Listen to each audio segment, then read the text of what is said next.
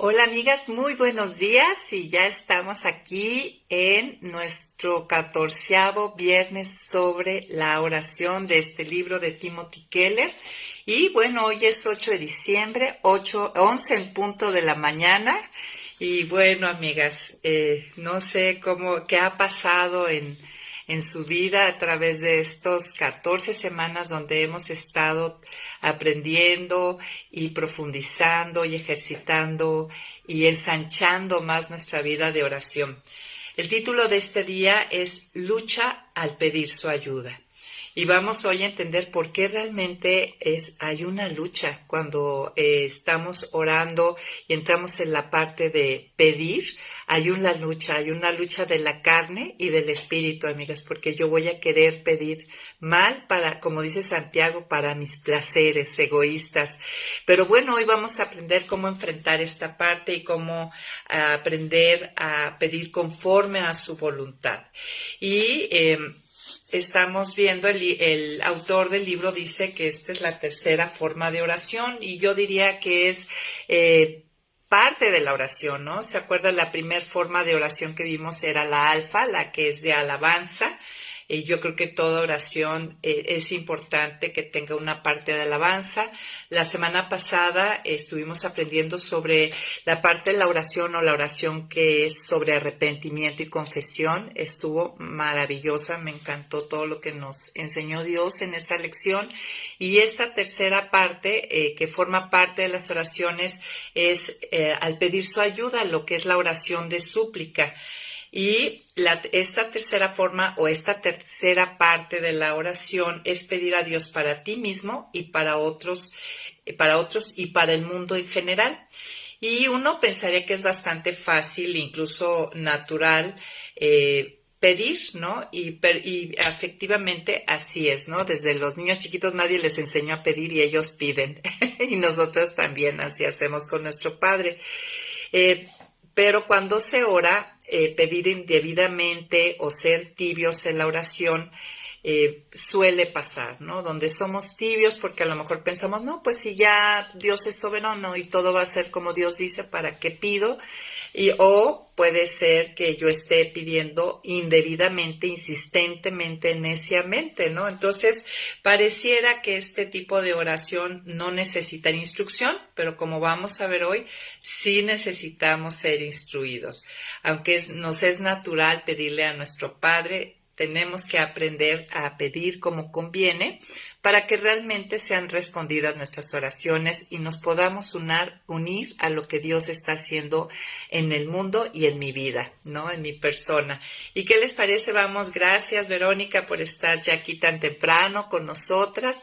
Vamos a orar para comenzar y Señor, pues damos gracias. Gracias, aquí estamos ya en el capítulo 14. Todo lo que nos has enseñado, Señor, es increíble. Solo pedimos, Padre, que tu Espíritu nos traiga a memoria toda esta riqueza. Realmente queremos ser mujeres de oración y hemos estado aquí como tus seguidoras, como tus discípulas, diciéndote, enséñanos a orar.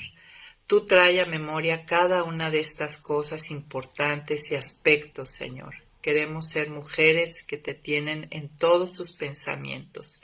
Queremos que la oración sea un conversar, un intimar, un oír de ti y relacionarnos contigo para entrar en tus propósitos.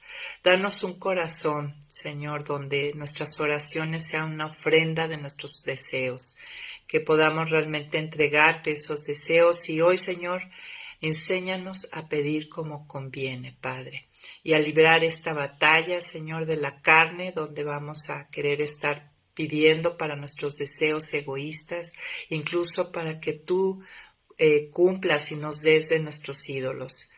Guárdanos, Señor, de esto, muéstranos en lo que estamos mal y llévanos por el buen camino. En el nombre de Cristo Jesús. Amén. Pues bueno, vamos a empezar con Santiago. Vamos a Santiago capítulo 4, es una porción de la escritura muy conocida, ¿no? En cuanto a la oración, Santiago 4, del 1 al 4, y vamos a ver que este pasaje nos va a mostrar que necesitamos ser instruidas para saber pedir. Dice, ¿de dónde vienen las guerras y las peleas entre ustedes? ¿Acaso no vienen de sus pasiones? O pasión también quiere decir sobre deseo, ¿no? Las cuales luchan dentro de ustedes mismos. Y es verdad, ¿de dónde vienen esas guerras y peleas en la familia, dentro de casa? Yo observaba ayer en el discipulado, observábamos que realmente estas peleas y estos pleitos y estas guerras se dan con los más cercanos, ¿no? Y están movidos por esos sobredeseos, a veces esos buenos deseos que se han vuelto pasiones, que se vuelven sobredeseos, que estamos luchando con los de la familia. Y les decía que yo raramente me voy a poner a luchar y pelear con una amiga porque no hace su devocional, ¿no? Por ejemplo, o sea, me puede importar mucho, pero no me lleva a una pelea en lo general. Pero ¿qué tal con mis hijos, no? O con otros aspectos de su formación y su educación. Entonces aquí así empieza Santiago, ¿no? Diciéndonos, ¿de dónde vienen las guerras y las peleas entre ustedes?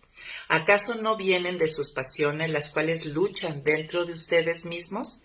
Si ustedes desean algo y no lo obtienen, entonces matan. Y es verdad, matamos con la lengua, amigas. El proverbio nos dice que la vida y la muerte están en el poder de la lengua. Y es verdad, cuando hay un sobredeseo y no lo obtenemos, la espada sale desenfundada, ¿no? Dice, si arden de envidia y no consiguen lo que desean, entonces discuten y luchan, pero no obtienen lo que desean porque no lo piden. Y cuando piden algo, no lo reciben porque lo piden con malas intenciones para gastarlo en sus propios placeres. Entonces, este pasaje de Santiago nos muestra claramente que necesitamos ser instruidas al pedir, porque aquí dice que pedimos mal y que nuestros sobredeseos o pasiones nos llevan a pelear en vez de a orar, y que Dios ponga esos deseos en orden, esos buenos deseos, o a mover esos malos deseos y llevarlos a buenos deseos. En fin, de eso se va a tratar este día. Gracias por estar aquí.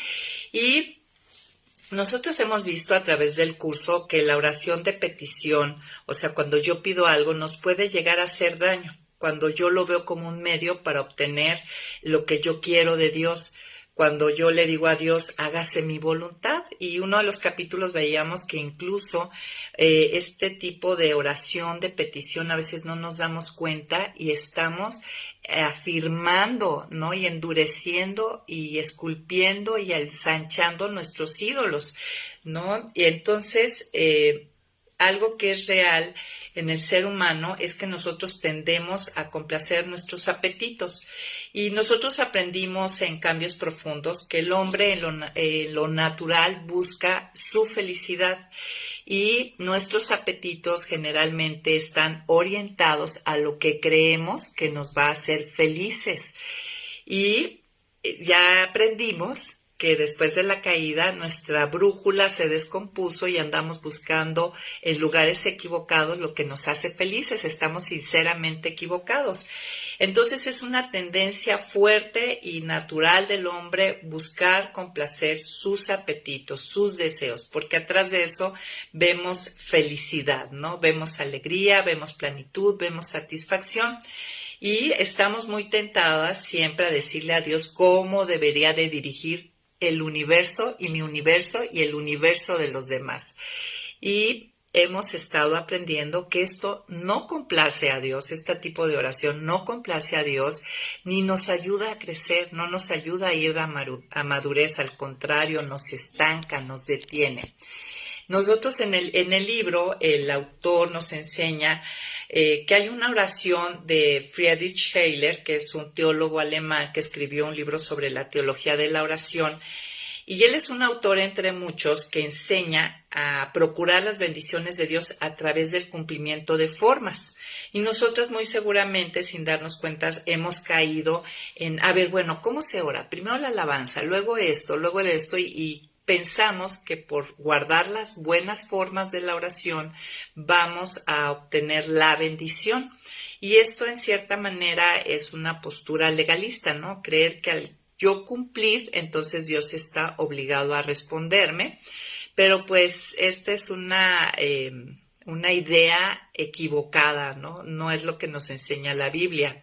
Este tipo de oración que busca guardar las formas, bueno, a mí dame la fórmula, dime qué va primero, qué va después. Sin duda, nosotros vimos en el Padre Nuestro que hay, Dios nos da, Jesús nos da un modelo de oración, ¿no? Y buenísimo, y hay muchas oraciones en la Biblia que nos dan directrices para pues poder hacer buenas oraciones, ¿no? Agradables a Dios. Pero muchos de estos modelos únicamente buscan el poder para obtener cosas, ¿no? Lo voy a hacer bien para obtener, como cuando somos niños, ¿no? Y queremos obtener un permiso de nuestros padres, ya tendí mi cama, ya lavé los trastes, ahora sí tú estás obligado a darme el permiso. Y en la oración, y este tipo de oración, pues ni busca el rostro de Dios, ni la gracia, ni la gloria de Dios, ¿no? Únicamente lo que busca es obtener lo que quiere. Y algo que hay que aprender es que la oración no es solo una forma de buscar paz interna, sea cual sea nuestro deseo. Es también, fíjense qué grandioso lo que Dios nos permite. La oración no solamente es una forma de buscar paz interna, ¿no? La dirección de Dios, la voluntad de Dios, el crecimiento en mí, ok, está bien, la oración es para eso, pero también es una manera de mirar hacia afuera y participar con Dios en la obra que Él está haciendo en el mundo.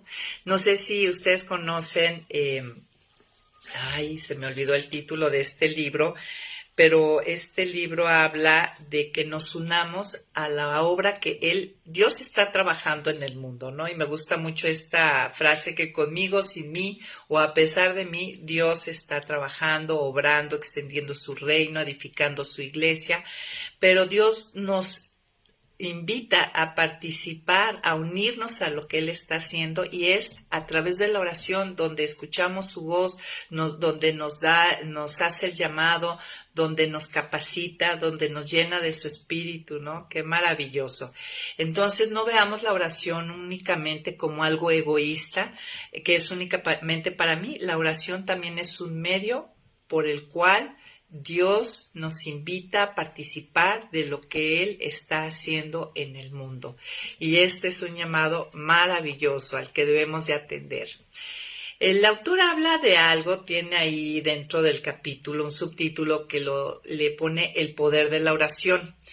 Y a mí me brinca un poco esto de un subtítulo así, el poder de la oración, porque me suena, y sí entiendo a qué se refiere el autor, y ahorita vamos a verlo, pero a veces cuando escuchamos el poder de la oración estamos a veces relacionando como el poder del conjuro, ¿no? Y estas palabras mágicas y las palabras por sí mismas va a suceder.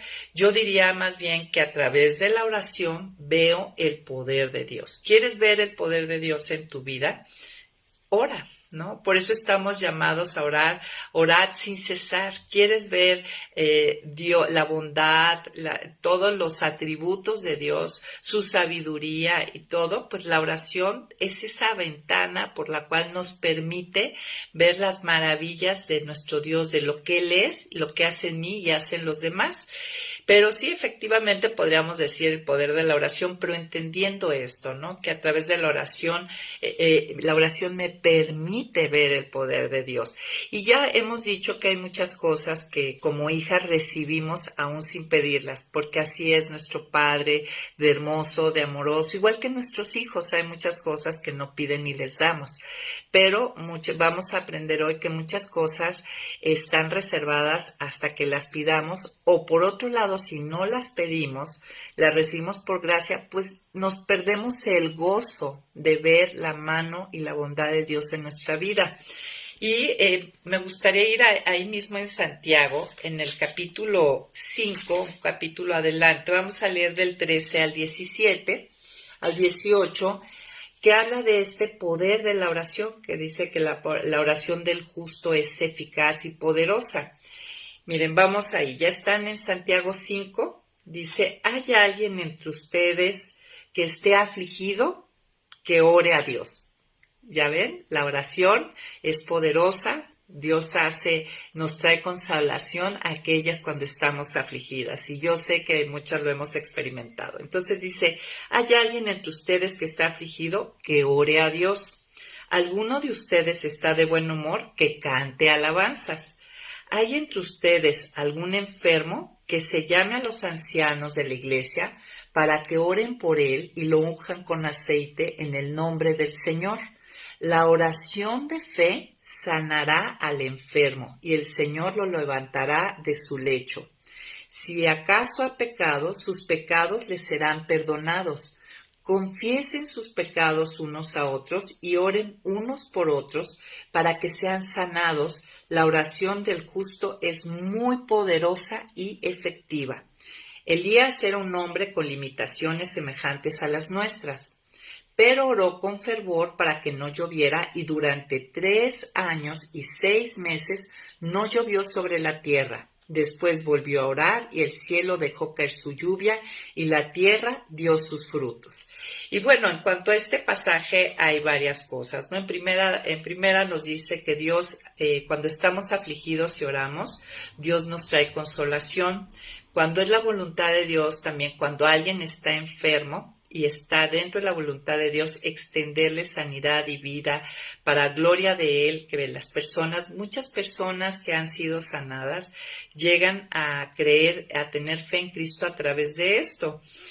Pero todo va de acuerdo a la voluntad de Dios. Hay veces que la voluntad de Dios es que ya acabó nuestro tiempo aquí, que ya se acabaron, llegamos al término de nuestros días.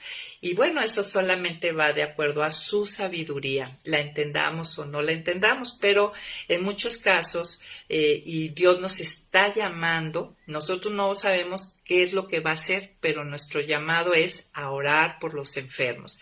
Y ahí vemos muchas veces la oración poderosa y observamos allá en el discipulado que sí es cierto. Obviamente siempre se está pidiendo por sanidad, ¿no? Pero a veces salir orando, Dios va transformando. Hemos dicho que la oración inclina nuestro corazón a su voluntad y vemos cómo se va transformando. A veces vemos que está sufriendo la persona, a veces no estamos preparados para dejar ir a alguien y a través de como va pasando el tiempo, nuestra oración se va transformando y a veces ya estamos pidiendo cuando está sufriendo la persona, pues que Dios extienda su bondad y ya la recoja, que deje de sufrir, ¿no?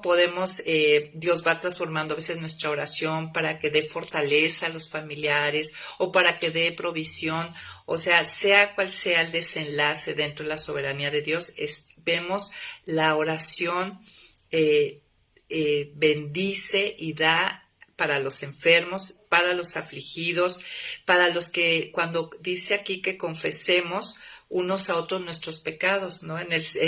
Mi abuelita decía que los secretos son del diablo, ¿no? Y muchas veces hay pecados que nos tienen prisioneros porque no los hemos hablado.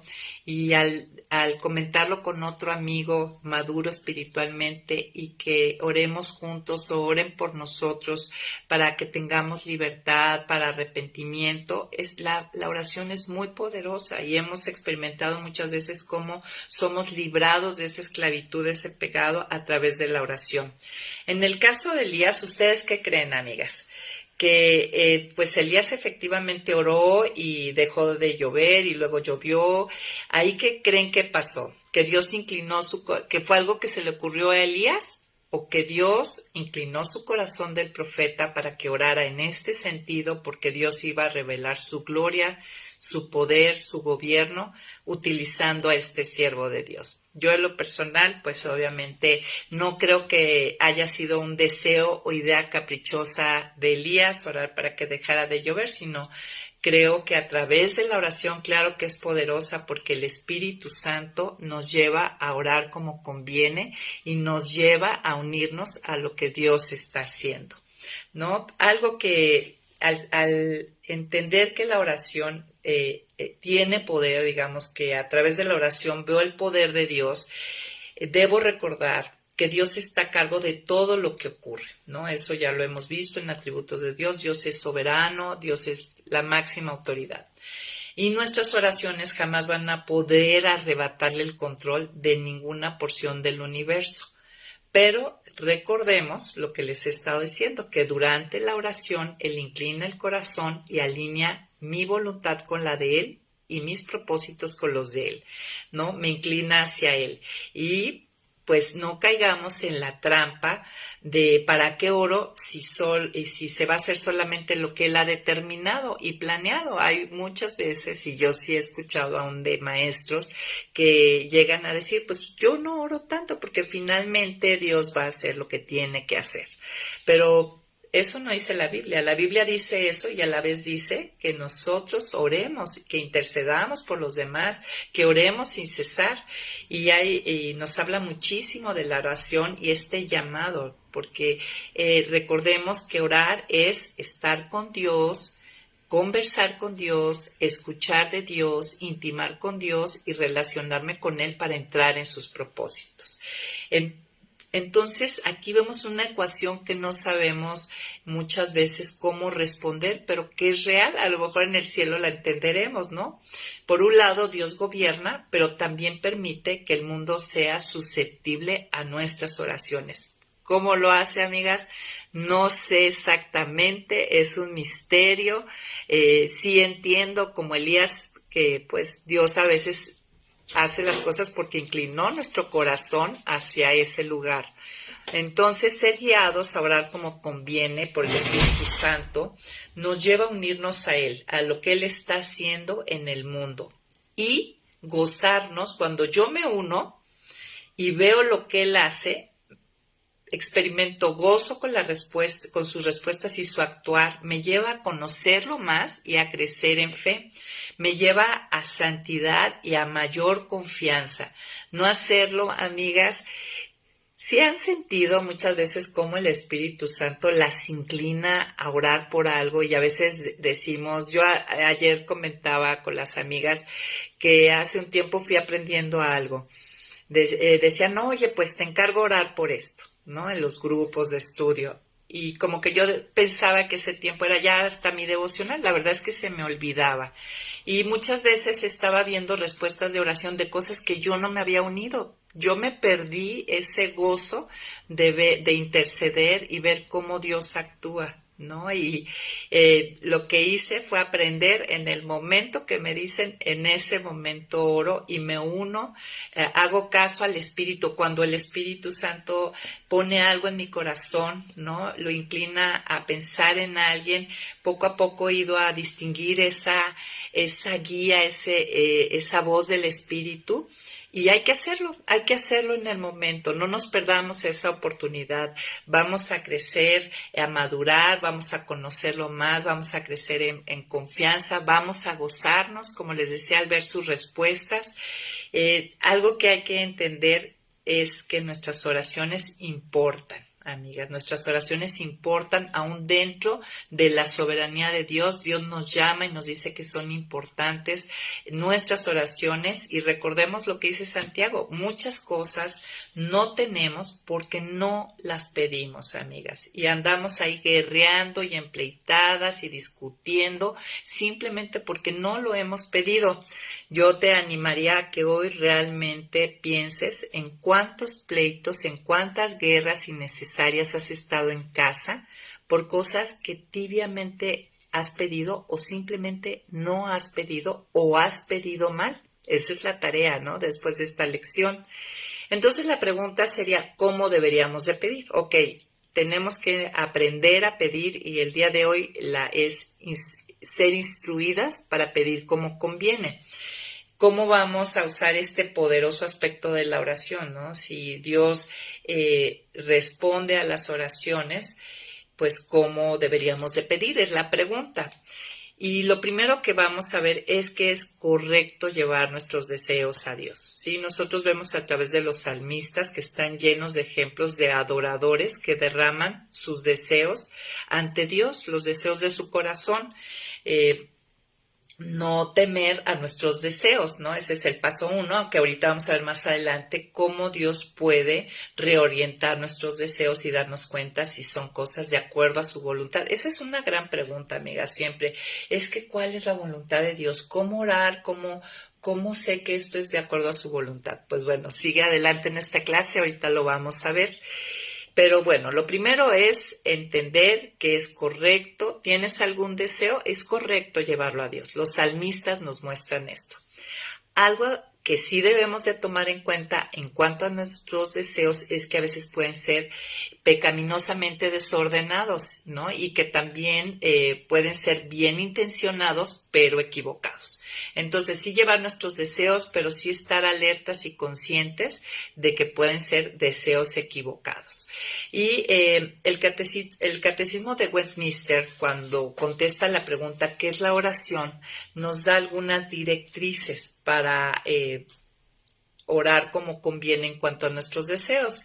Y cuando se hace la pregunta ¿qué es la oración?, el catecismo de Westminster dice esto: la oración es un acto por el cual manifestamos a Dios en el nombre de Cristo nuestros deseos de obtener aquello que sea conforme a su voluntad, ¿no? A ver otra vez. La oración es un acto por el cual manifestamos a Dios en el nombre de Cristo nuestros deseos de obtener aquello que sea conforme a su voluntad, confesando al mismo tiempo nuestros pecados, que bueno, ya fue la clase pasada, y reconociendo con gratitud sus beneficios y su persona, que es la oración alfa, ¿no? Entonces, lo que nos dice esto, el obtener aquello que sea conforme a su voluntad, es presentar nuestros deseos buscando su sabiduría, ¿no? Esa es la tarea y ahorita vamos a aprender cómo se hace eso.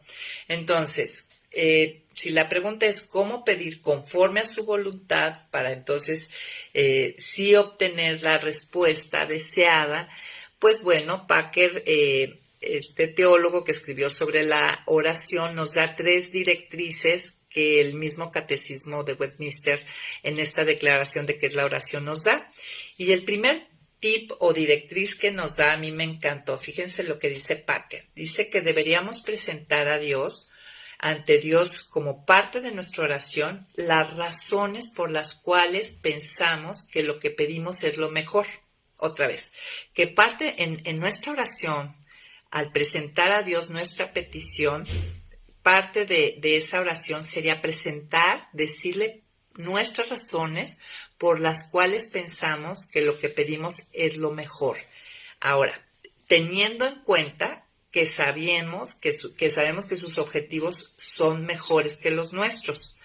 Pero al hacer esto, lo que va a pasar, lo que nos está diciendo Packer que hagamos, es que integremos el razonamiento teológico a nuestras oraciones. ¿Qué significa esto? ¿No? Es reflexionar sobre lo que queremos, teniendo en cuenta lo que conocemos de la Escritura, ¿no? Yo quiero esto, Señor, y lo quiero por estas razones. Y al decirme razones, llevar mi pensamiento a reflexionar que esto que quiero y por qué lo quiero, si concuerda con lo que yo conozco de Dios, de sus caminos, de sus propósitos, de acuerdo a las Escrituras, ¿no? Esto me va a ayudar a revisar los deseos y los propósitos por los cuales pido ciertas cosas. Y Packer habla que esto es mucho más que agotar la lista de oraciones, ¿no? Muchas veces hay listas mentales o escritas y vamos una tras otra sin dar este espacio a la reflexión, ¿no? Y en este ejercicio Dios reorienta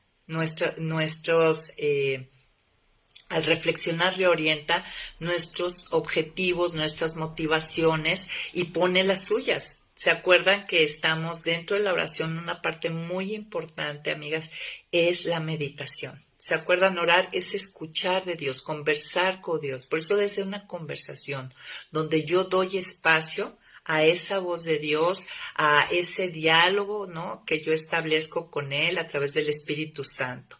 Además, cuando hacemos esto, nos lleva a depositar nuestras cargas y sentirnos liberados, ¿no? Del peso de las situaciones. Y a mí me encanta ver esto en consejería, ¿no? Personas incluso que apenas están conociendo a Dios, que les enseño un poco acerca de orar y empezamos a caminar en esto, y a la siguiente cita siempre reportan que se sintieron más tranquilos, ¿no? Entonces esto es una realidad. Un segundo punto que nos da Packer a través de la directriz del Catecismo de Westminster en cuanto a la oración es que cuando le digamos a Dios nuestras necesidades de manera explícita, ok, Señor, necesito esto, esto y esto, que le digamos de todo corazón, de una manera sincera, que si Él desea algo diferente, sabemos que es lo mejor y que eso es lo que en verdad queremos que Él haga. En pocas palabras, sería presentar nuestras necesidades de manera clara, explícita, pero también decirle, o sea, no solamente pensarlo, decirlo en la oración, que si Él desea algo diferente para nuestra vida, para esta petición, nos queda claro y sabemos qué es lo mejor y que finalmente queremos que eso haga, ¿no? Que haga caso omiso de lo que yo pedí si tiene Él algo mejor. Y esto en pocas palabras es la frase, hágase tu voluntad y no la mía. Miren, decir esto con sinceridad, sobre todo cuando hay un sobredeseo, o sea, cuando es una pasión, va a reorientar nuestro corazón. No poder decírselo a Dios, así real, sincero, nos va a mostrar que hay afectos desordenados, es decir, ídolos. Y si no puedo decírselo de corazón, o sea, si no puedo decírselo, hágase tu voluntad y no la mía, porque estoy convencida que lo que tú tienes para mí es mejor, debería desencadenar un autoexamen, ¿sí? Si no lo hacemos, no vamos a identificar este ídolo y vamos a tener una conducta fuera del control de Dios. O sea, vamos a estar controlados por el ídolo, amigas. Fíjense qué importante, ¿no? Poder decir estas palabras con sinceridad y calma va a calmar nuestro corazón. Y va a haber una paz y una confianza que no se puede experimentar de otra manera, amigas. Y recordar dentro de las cosas que pedimos de nuestras necesidades, que nosotros ya tenemos lo más importante, lo más valioso, que es al mismo Dios como nuestro Padre, su Espíritu Santo y nosotros, y a Cristo como nuestro mediador. Él es la fuente de todo bien deseable. Aquí hemos estado diciendo una fórmula matemática. Cristo más nada es igual a todo. Todo menos Cristo es igual a nada. Entonces, recordar dentro de las necesidades, amigas, que lo que más necesitamos, eso ya se nos ha dado, que es una relación, una adopción como hijas, una reconciliación con el Dios creador y sustentador, gobernador de todo lo que hay, lo que vemos y no vemos.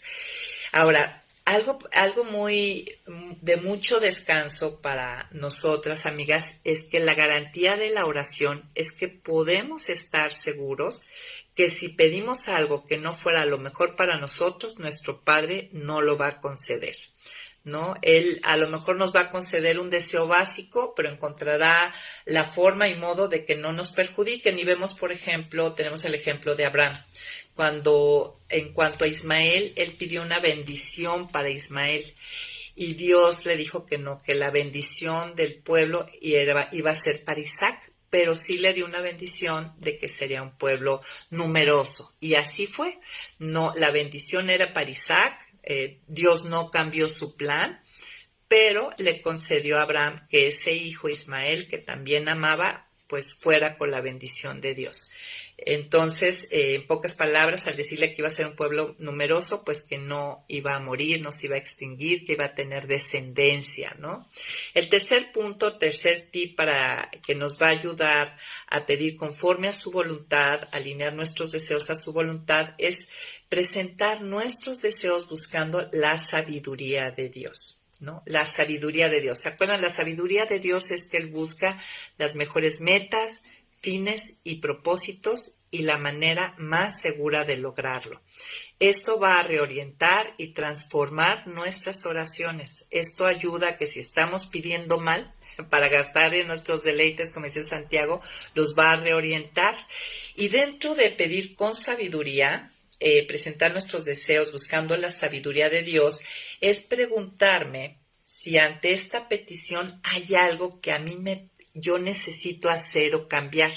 Miren, muchas de las respuestas a nuestras oraciones, de nuestras peticiones, se simplificarían con cambios en nosotros. Muchas veces estamos pidiendo que, voy a poner un ejemplo, que el hijo deje de estar rebelde, pero lo que se necesita es que la mamá tenga mayor dominio propio, templanza, bondad, o sea, que esté la mamá en el fruto del espíritu, que tenga más sabiduría, que no sea tan castrante, ¿no? Que no exaspere al hijo. Entonces, al estar haciendo una petición, revisemos si hay algo que yo debería de hacer o dejar de hacer. Si hay algo ante esta petición que a mí me tocaría cambiar, porque si yo estoy pidiendo, siguiendo el ejemplo, por el hijo rebelde, ¿no?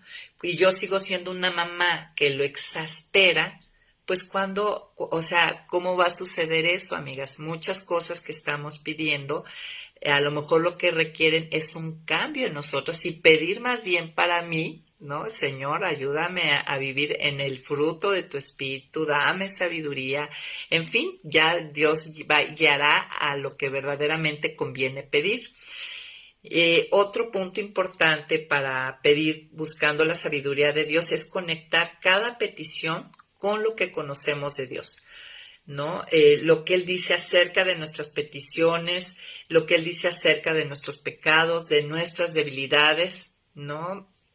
Y algo que dice Packer es que en verdad nuestras oraciones no debería ser como una lista de compras, ¿no? Él está un poco en contra de las listas de oración, pues ahí te lo dejo a tu consideración, porque Packer dice que el pensamiento teológico y la reflexión personal que deben tomar a la súplica toman tiempo. O sea, no puedo ir y te pido por mi comadre, y te pido por mi amiga, y te pido por mi hijo, y te pido por... O sea, en la oración debe haber reflexión, debe de haber meditación para poder escuchar esa voz de Dios, esa guía del Espíritu. Y dentro de la súplica debe de tomar tiempo. Y una lista de oración no nos da ese tiempo, ¿no? Debemos de hacer nuestras peticiones apoyadas con un cuidadoso razonamiento, ¿no? Con la asistencia del Espíritu Santo que nos guía a toda la verdad y nos trae a memoria todo lo que conocemos de Dios, de sus caminos, de sus juicios, de sus propósitos. Otra cosa que aprendimos en esta lección de aprendiendo a pedir es que la oración tiene dos propósitos. La oración de petición tiene dos propósitos y deberíamos de cubrirlos. Y el Padre Nuestro, como la oración del Getsemaní, nos muestran el balance de estos dos propósitos.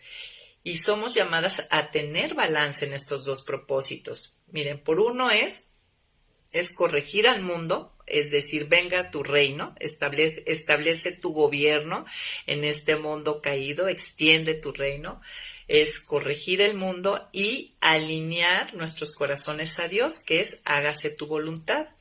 Y en estos dos vemos que hay un propósito externo, ¿no? Que es corregir el mundo, venga tu reino, y un propósito interno, que es alinear nuestros corazones a Dios, el hágase tu voluntad. Entonces nosotros hemos estado viendo a través del capítulo que mediante nuestras oraciones Dios afecta las circunstancias de la historia. Miren, aquí si tienen su libro, vayan a la página 239 y el autor nos habla brevemente de diferentes pasajes que revelan esto. Dice, mediante nuestras peticiones Dios afecta las circunstancias de la historia. Esto nos lo mostró aquí en Santiago 5, ¿verdad? La historia de alguien que estaba enfermo, Dios la puede llegar a cambiar. Alguien que estaba preso en sus pecados, cuando los confiesa y oramos juntos, viene la victoria, la liberación de esa esclavitud, de ese pecado. De alguien que está afligido, ¿no? Cambia su historia y le cambia, le quita la ceniza, como dice el versículo, y le da manto de alabanza, ¿no? También dice que Él obrará justicia en el mundo por medio de nuestras oraciones, según Lucas 18. También nos dice que hay muchas cosas que Él dice que no concederá hasta que las pidamos, dice Santiago 4:2. Cuando pidamos, Él nos dará mucho más de lo que pedimos, dice Efesios 3:20. ¿Ya has experimentado esto? Yo sí. Que Él no nos negará ninguna cosa buena por la que pidamos, dice Santiago 1:6. Entonces, todo esto significa que deberíamos de orar con firmeza y confianza, que deberíamos de ser como Ezequías, quien tomó la carta amenazante del rey asirio y la desplegó delante del Señor, y hace una oración espectacular ahí en Isaías 37, y pronunció una poderosa oración pidiendo protección. Tenemos un Dios que dirige el universo y es también nuestro Padre Celestial. Entonces, el propósito externo, ¿no?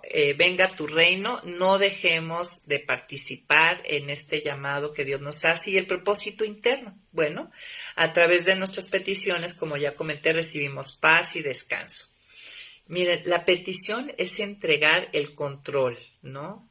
A Dios, descansar en que Dios tiene cuidado ante mi necesidad, para que mi alma no se vaya a dormir abrumada, ¿no? El alma y el cuerpo descansan mejor cuando lo hacen juntos.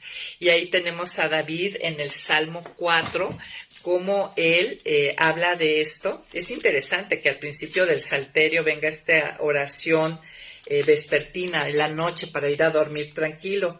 Entonces, les voy a leer únicamente del 7 al 8. Dice, tú pusiste en mi corazón más alegría que la de tener trigo y vino en abundancia. Por eso me acuesto y duermo en paz, porque solo tú, Señor, me haces vivir confiado.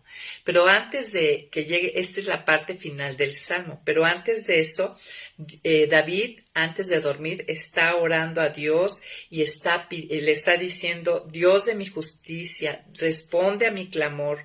Cuando estoy angustiado, tú me infundes aliento. Él está derramando su corazón, poniendo todos los pendientes, las aflicciones, las situaciones que está viviendo.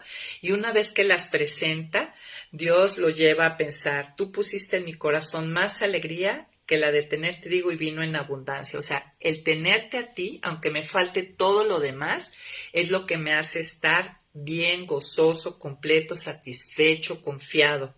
Y entonces es cuando él dice, por eso me acuesto y duermo en paz, porque solo tú, Señor, me haces vivir confiado. También tenemos la oración, después puedes leer el Salmo 5, que es la oración de la mañana, ¿no? Oh Señor, por la mañana escucharás mi voz, por la mañana me presento ante ti y esperaré. Y vemos a David cómo pone delante de Dios todas las cosas. Entonces, obviamente, trae descanso saber que Dios ponemos nuestros pendientes en las manos de alguien que sí tiene el poder de hacer las cosas. Y bueno, esto es uno de los ejemplos de los salmos, ¿no? De cómo orar. Y por ahí, otro tip que les voy a dar, amigas, Jonathan Edwards, ahí en la página también 239, si vamos, nos escribió un sermón que nos recomienda, unas partes de un sermón que nos recomienda recordar antes de dormir para dormir tranquilos y que el cuerpo y el alma descansen juntos. Recordar que nuestras cosas malas van a resultar para bien, que es Romanos 8:28. Que nuestras cosas buenas nunca no las podrán ser quitadas, como dice David, ¿no? Que él tiene lo mejor en Dios. Y las cosas mejores están por venir, ¿no? Estos tres pensamientos nos pueden ayudar a descansar de, pues, toda esta carga y situaciones que a veces tenemos que enfrentar. Ahora, ¿qué deberíamos de pedir? Hablando de seguir siendo instruidos en nuestras peticiones. Pues a partir de los ejemplos bíblicos, dice el autor que vemos tres tipos de peticiones. Lo que es en sí la petición, la oración de queja y de espera. La petición se refiere pues a esas oraciones regulares por nuestras propias necesidades y las de otros, ¿no? Esto quiere decir orar por el pan de cada día. Orar por el pan de cada día debería de cubrir toda la gama de lo que necesitamos a nivel espiritual, emocional, material, físico, ¿no? La oración por otros, por el mundo. Y a este tipo de oración le llaman oración intercesora, ¿no? La que es por otros y por el mundo. Entonces, ¿cómo deberíamos de pedir? Pues petición, ¿no? El pan de cada día que incluye todo esto. Una siguiente forma de oración es la de lamento o queja. Y esta es la oración de alguien que padece un sufrimiento o una dificultad. Alguien que está luchando con la voluntad de Dios, cuestionando sus caminos o buscando entender y aguantar. Miren, esta no es una oración muy popular, no nos gusta mucho a los cristianos y de hecho pocos autores escriben sobre esto, ¿no? Pero a las buenas personas les pasa, a buenas personas entre comillas, ¿no? Queremos decir a los hijos de Dios, a todos, nos suceden cosas malas. Oposición, privación, soledad, enfermedad, ¿no? Y en los salmos vemos que ellas se quejan con amplitud y libertad, ¿no? Ante Dios. Es una oración válida, la de queja y de lamento. E incluso hay 20 veces en los salmos sale la pregunta, ¿hasta cuándo, Dios? ¿Hasta cuándo? Y esto expresa que ya no pueden más, que cuándo va a parar esto, que está en una situación difícil. Y Dios lo tiene, su palabra es válida, esta oración de queja o de lamento. Nosotros incluso podemos observar en el Salmo 39 y 88, vemos oraciones de oscuridad total, amigas, donde el sentido de Dios y de esperanza han desaparecido, ¿no? Completamente. Pero bueno, ¿por qué la lamentación y la queja suelen quedar fuera de los libros contemporáneos sobre la oración? Y el autor explica que en la iglesia medieval católica, así como los reformadores luteranos, reformistas, minimizaron la legitimidad del lamento, porque los cristianos debían exhibir una aceptación gozosa y resuelta de su voluntad. Y a lo mejor tú también, pero ya vimos que hay cosas terribles y lamentables y muy difíciles, ¿no? Y ahí está el Salmo 38, 89, donde vemos que son de oscuridad total, donde se ha perdido la esperanza y aún el sentido de Dios, y a veces estas oscuridades se alargan, ¿no? Y pensamos que los cristianos debemos de aceptar gozosa y resueltamente su voluntad, y sí es cierto, tenemos a Romanos 8:28 que dice que los que aman a Dios todas las cosas llevan a bien, pero eso no es cierto, es verdad, pero eso no quita el dolor de ciertas cosas. Hay cosas muy fuertes, muy terribles, pérdidas sumamente dolorosas, amigas. Y estar con esta postura de que debo de exhibir una aceptación gozosa y resuelta de su voluntad, así sea muy difícil, Dios nos capacita para aceptarla, pero en el fondo, si yo quiero brincarme esa emoción y no ser sincera delante de Dios y derramar mi corazón, es como un sutil legalismo, ¿no? Una manera de asegurar el favor de Dios al ser buena y no quejosa. Eso, recuerden que eso hace el legalismo, ¿no? Por medio de cumplir las leyes de Dios, de hacer lo que a Él le agrada, pues es ser agradable o hacer que su voluntad vaya en favor de lo que yo quiero o como yo quiero. No entender que el amor de Dios es incondicional, ¿no? Ese es el sentir del legalista que tiene que hacer algo. También hoy en día no se escribe este tipo de oración porque se cree que Dios está obligado a arreglar las cosas a nuestro beneficio si vivimos una vida correcta según nuestros propios estándares, ¿no? O sea, mejor no te quejes, no lamentes, mejor ponte a ver qué está mal en tu vida, enderézalo porque Dios sí o sí va a enderezar esta situación. Y hay veces que para la gloria de Dios no endereza las situaciones, amigas, lo hemos vivido y lo hemos ido entendiendo, ¿no? Estos dos puntos desechan la queja como una forma de oración válida. También en Europa se ha adoptado el ideal de la mesura, ¿no? En la conducta humana y suele despreciar a las personas que se quejan en público como débiles o moralmente inferiores. Y esto es un legado del platonismo, amigas, no precisamente de donde se debería aplastar, ¿no? Las emociones con racionalidad, pero la Biblia nos lleva a presentar nuestros pensamientos y también nuestras emociones. Claro que ya vimos el curso de Ama a Dios con toda tu mente, y sí, sin duda, Dios encarrila mucho nuestras emociones a través de el desarrollo de la mente de Cristo, pero no anula ante cosas fuertes, dolorosas, pérdidas, no anula el dolor, y es válido ir a Dios y presentar y derramar nuestro corazón, amigas.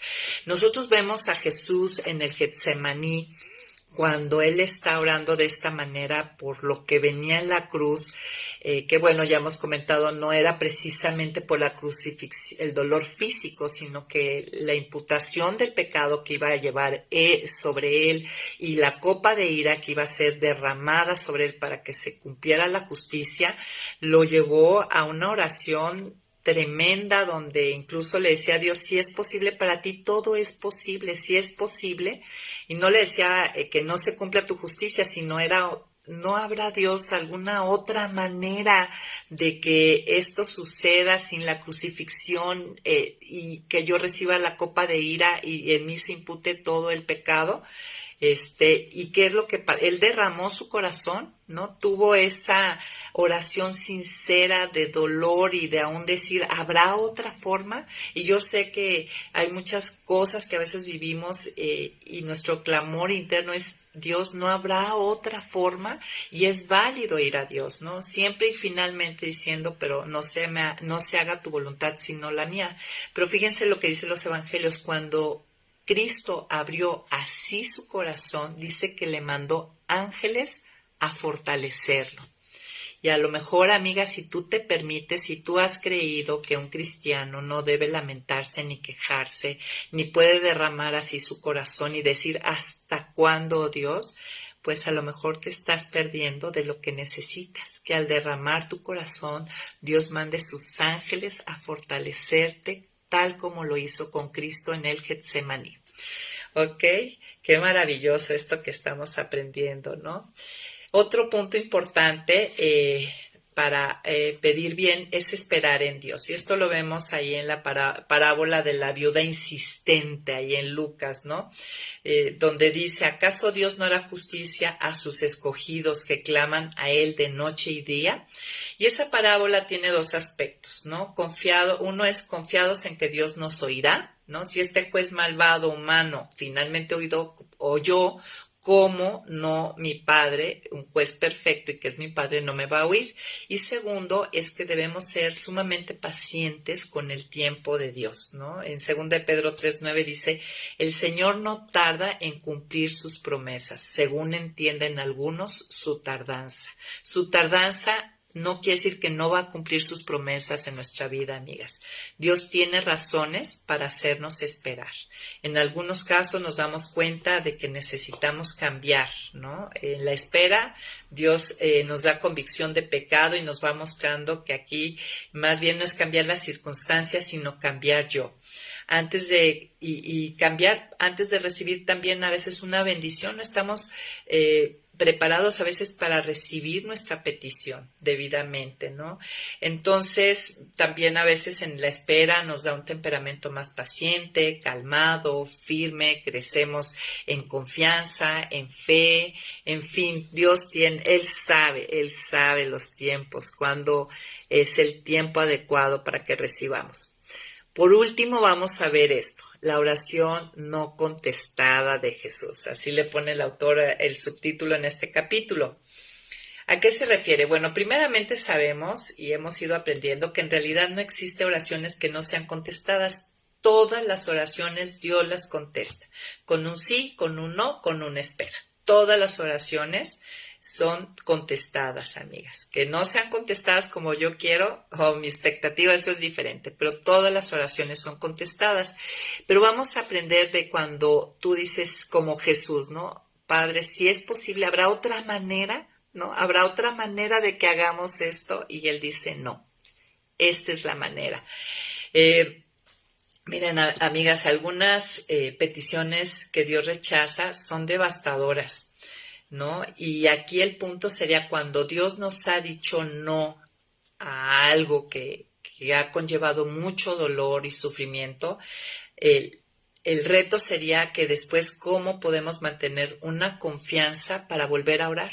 No hay mucha gente que ya dice, ¿para qué pido? No contesta a Dios, ¿no? O podemos creer, en estas situaciones podemos llegar a creer que Dios no nos oye y no responde. Y porque si Él nos negó lo que tan desesperadamente estábamos pidiendo en nuestras sinceras peticiones, pues ya no va a oír lo demás.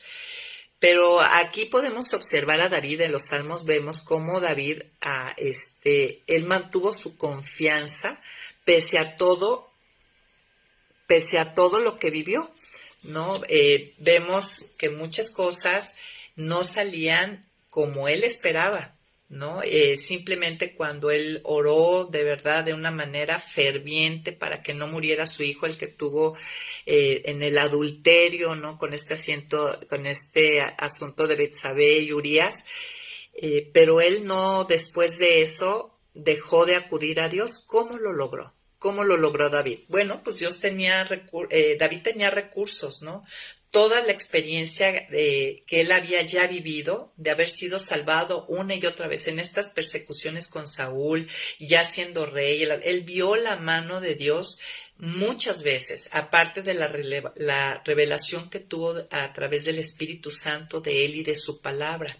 Y nosotras no olvidemos, amigas, cuando venga un no devastador de Dios, un no doloroso de Dios, seamos como David, no dejemos de ver todos los sís de Dios, todo el actuar de Dios en nuestra vida, toda la revelación que nos ha dado a través de su palabra y de su espíritu. Eso nos va a guardar de no retraernos y alejarnos.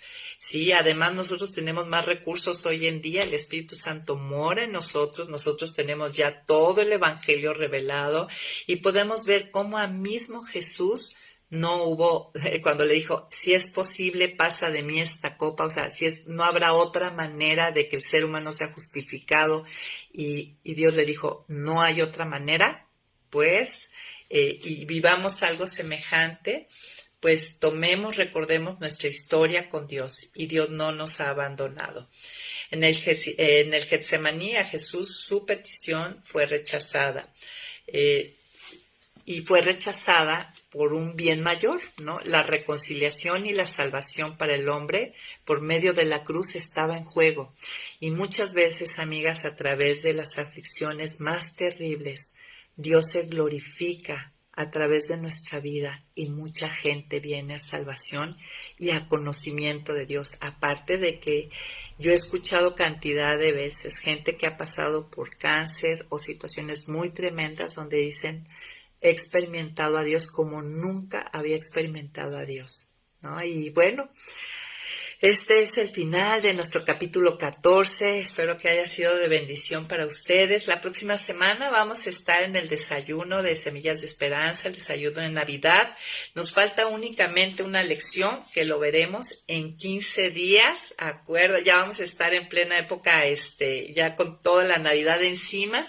Pero bueno, mientras que cocinas y preparas tus ricos platillos, no dejes de escuchar el final de este libro. Y pues te mando un abrazo y que tengas unos tiempos muy memorables y muy provechosos ahorita que estamos recordando el nacimiento de Cristo. Un abrazo, amigas. Bye, bye.